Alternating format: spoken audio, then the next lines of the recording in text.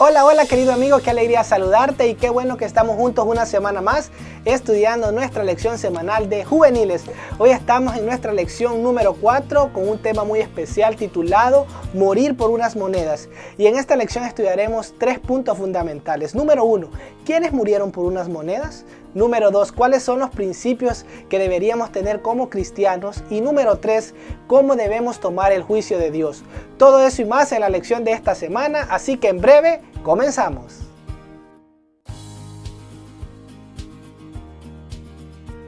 Por supuesto, no podemos continuar sin antes preparar nuestra mente y nuestro corazón para ser instruidos por Dios, y eso lo tenemos que hacer a través de una oración. Así que inclina tu rostro para orar. Buen Dios, te damos gracias porque bueno eres con nosotros. En esta hora vamos a estudiar tu palabra y queremos que seas tú el que nos muestre el mensaje de salvación. Queremos aprender y queremos poner tu palabra en práctica. Gracias por todo, en Cristo Jesús. Amén y amén.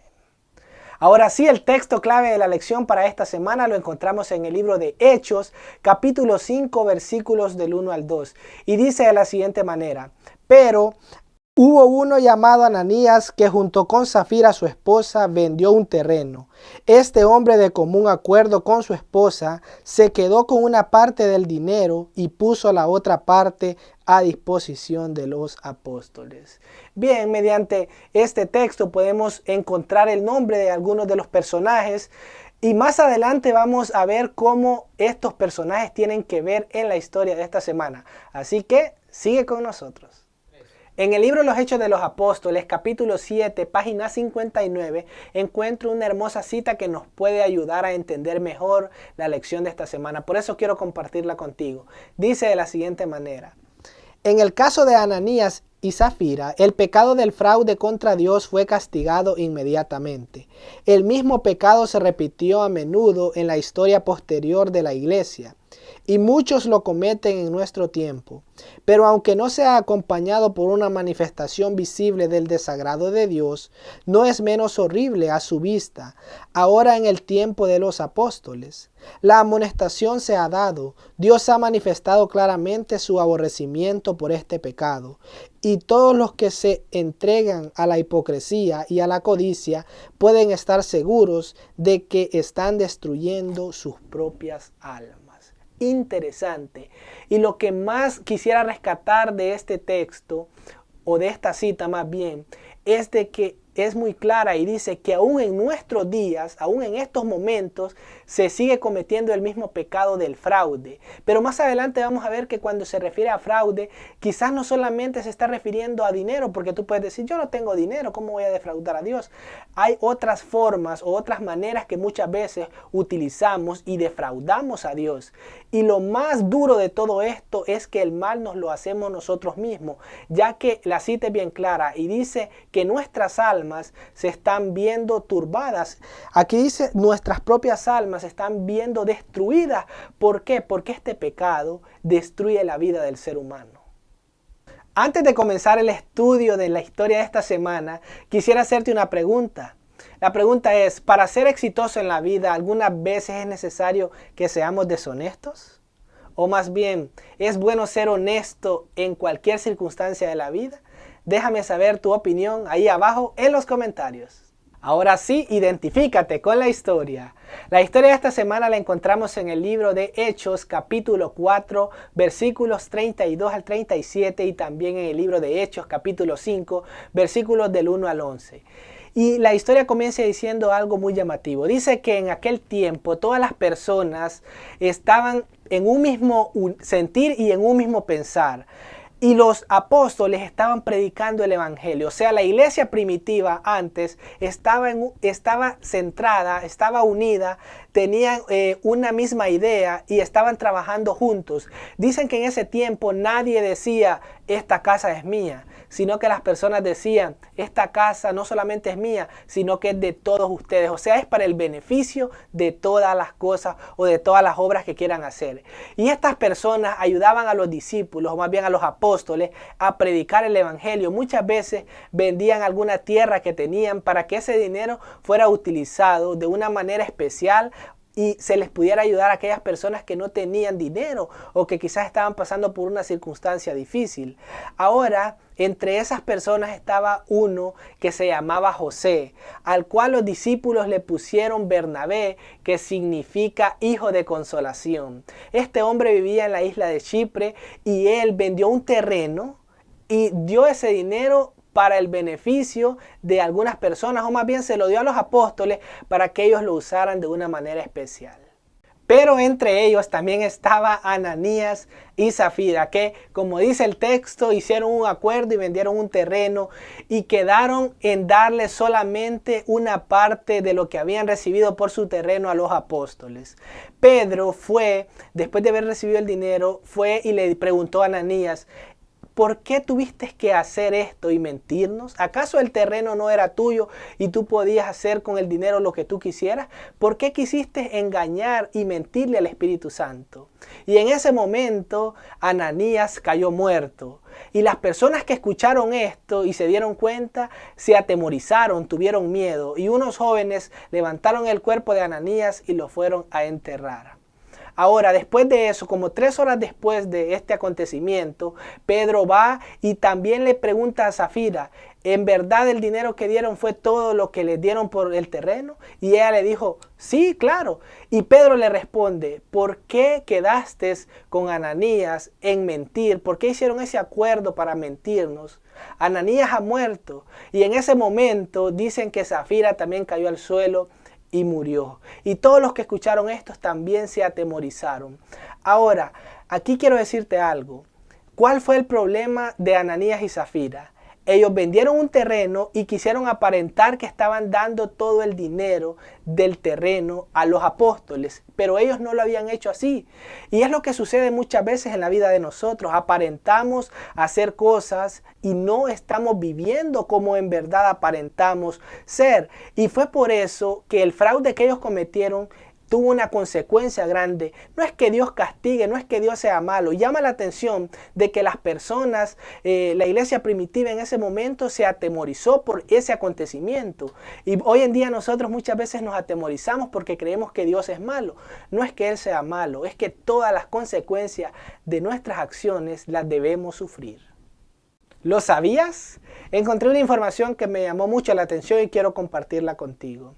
La escuela Library Journal hizo una encuesta en marzo del 2008 donde dice que el 95% de los estudiantes siempre copian en los exámenes, o si no toman copia, ellos hacen de que otros puedan tomar copia, o más bien le facilitan a otros el examen para que ellos puedan copiar. Esto me llamó mucho la atención porque en cierta forma ellos están siendo deshonestos.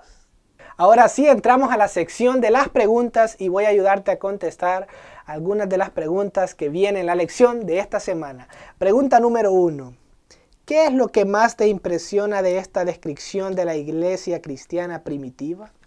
¿Sabes? Lo que más me impresiona de la iglesia primitiva es que ellos estaban unidos, estaban en un mismo sentir y en un mismo pensar. Y eso es muy interesante, porque una iglesia unida puede hacer grandes cosas. Michael Jordan, un basquetbolista profesional, dijo una vez: un buen jugador gana partidos, un buen equipo gana trofeos, gana campeonatos. Y sin duda alguna, en término cristiano, una iglesia unida haría grandes cosas, sobre todo si tiene a Cristo Jesús en el medio. Y ahora, la otra pregunta dice: ¿qué piensas que necesita hacer la iglesia actual para recuperar las características centrales de esta comunidad basada en la Biblia? ¿Qué es lo que tenemos que hacer nosotros hoy en día? Unirnos, sin duda alguna. Dejar el odio, dejar la envidia, dejar aquella rencilla que podamos tener con aquel hermano, con aquel amigo, y comenzar a unirnos no solamente en la iglesia, sino también con nuestros vecinos, porque muchas veces el vecino se está peleando con nosotros y nosotros no estamos reflejando el amor de Cristo Jesús. Es necesario que hoy en día nosotros atraigamos a otras personas a los pies de Cristo, nos unamos, porque unidos podemos hacer grandes cosas. En el libro de Hebreos capítulo 13 versículo 5 encuentro un hermoso texto que nos puede servir de gran ayuda para que podamos entender mejor la lección de esta semana. Mira lo que dice y lo que más me llama la atención es que lo explica de una manera práctica para que nosotros lo podamos entender mejor. Dice, no amen el dinero, conténtense con lo que tienen, porque Dios ha dicho, nunca te dejaré ni te abandonaré. Este texto me llama la atención porque Dios es claro y dice, no te dejaré ni te abandonaré. Significa que Él siempre va a estar a nuestro lado. Y más adelante dice, no amen el dinero, no sean avarientos. Eso me llama la atención porque el dinero no es pecado. Y yo siempre que tengo una conversación con alguien y me pregunta, ¿el dinero es pecado, Jairo? Yo le respondo, no, el dinero no es pecado. El amor al dinero sí es pecado, porque el amor al dinero hace que nosotros pongamos a Dios en segundo lugar, en tercer lugar, y no nos importa. Y fue lo que ocurrió con Ananías y Zafira. El problema no era el dinero que ellos habían tomado, sino el engaño, la mentira y el amor que tenían hacia el dinero antes que a Dios. Por eso yo quiero decirte, querido joven, ama a Dios sobre todas las cosas. Las demás cosas vendrán por añadidura. Y recuerda que Él nunca te va a dejar ni te va a desamparar. Y ahora bien, puede ser que tú digas, no tengo dinero, pero puede ser que no le estás dando a Dios el tiempo que Él se merece. Porque el amor se refleja también en el tiempo que nosotros le damos a alguien. Si tú tienes una novia, quieres pasar con ella todo el tiempo porque la quieres, porque la amas. Si tú amas a Dios realmente, vas a querer convivir con Él, vas a querer estudiar su palabra, vas a querer orar, y eso es muy importante. Así que en esta hora yo te invito a que puedas entregarle tu corazón a Cristo Jesús, porque Él quiere hacer grandes cosas en tu vida. Bob Hope, un comediante estadounidense, dijo las siguientes palabras. Él dijo, si no tenemos ningún tipo de caridad en nuestro corazón, tenemos el peor de los problemas del corazón. Ahora, la palabra caridad es interesarse por los demás. Y esta frase me impactó grandemente porque si nosotros no nos interesamos por los demás, no tenemos un buen corazón. No podemos decir amo a Dios.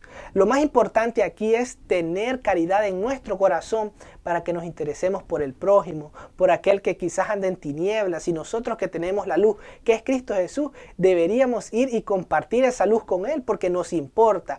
Ahora, el desafío de esta semana sería que nos interesemos por el bienestar de los amigos que nos rodean. Porque Jesús fue claro cuando dijo, ama a tu prójimo como a ti mismo. Qué increíble la lección de esta semana. Ahora, ¿quiénes fueron los que murieron? Por supuesto, Ananías y Zafira. Ahora quiero decirte algo, o más bien quiero agregar algo. Si nosotros también le fallamos a Dios, puede ser que no muramos en este momento, pero puede ser que más adelante, cuando muramos sin Dios y sin esperanza. Así que debemos tener mucho cuidado. Ahora, ¿cuáles son los principios que deberíamos tener como cristianos? Hay 3 principios que se muestran en la historia de esta semana. Número 1, la honestidad.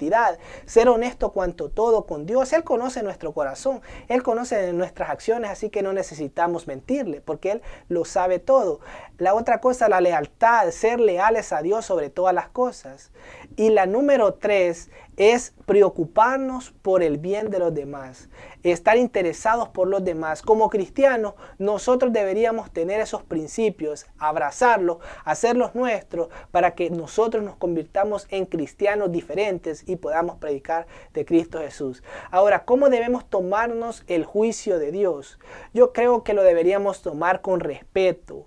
Por eso dice, temed a Dios. No se está refiriendo a tenerle miedo como estaban los de la iglesia primitiva cuando ocurrieron esas cosas. Se está refiriendo a tener a Dios con respeto. El juicio de Dios nosotros lo debemos tomar como algo serio, no como un juego. Quizás Ananías y Zafira creyeron que Dios era juguete y por eso se quisieron burlar de Él. Ahora nosotros sabemos que Dios es amor, pero también es fuego consumidor. Por eso es que los juicios de Dios deben ser tomados con respeto. Y bueno mis amigos, esta ha sido la lección de esta semana. Muchas gracias por quedarte al final de este video. Espero que esta lección haya sido de mucha bendición para tu vida, que la puedas compartir con tus amigos, con tus conocidos. Y si todavía no formas parte de esta familia Verdades Eternas, este es el momento para que vayas y te suscribas y le dejas la campanita de las notificaciones para que puedas estar al pendiente de todo nuestro contenido. Estamos estudiando el libro La Armadura de Dios por el pastor Alejandro Bullón en nuestra plataforma de Facebook. Ahí nos puedes encontrar también como Verdades Eternas. Así que muchas gracias por todo, muchas bendiciones y nos vemos en el próximo video. Que Dios te bendiga.